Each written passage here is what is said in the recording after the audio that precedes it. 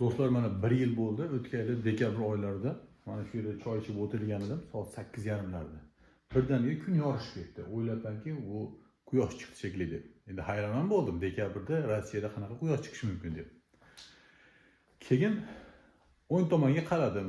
Qarasam, endaligi baribir instinkt nima bo'ldiki deb qaradim. Qarasam, ana shu zdaniyani, mana ko'rasizlar. Ana shu zdaniyani o'rtasida rosa katta olov chiqdi, yop-yorug'.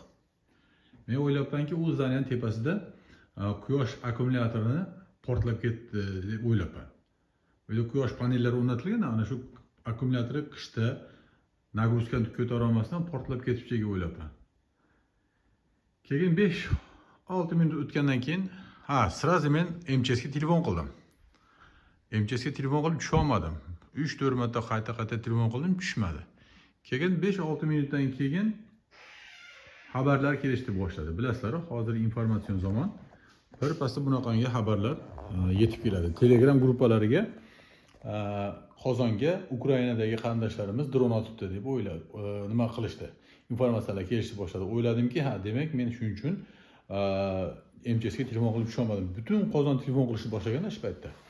Bundan tashqari yana Qozondagi eng baland Lazurnoy Nebesa degan zdaniya bor. Unga 2 ta dron tekkan. Undan tashqari 5 etajli zdaniyaga bitta dron kelib tushgan.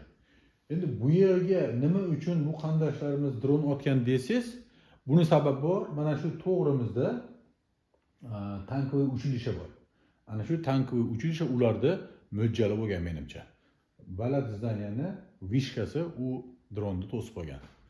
Xullas, nima uchun aytyapman? Biz ham mana shu qarindoshlarimiz otgan dronni portlashini ko'rdik. Bizga bu narsa nasib qildi. Bildik, dron kelib tegsa portlaydigan, katta olov chiqadigan. Lekin bu narsa bizga kerak emas. Shunaqa.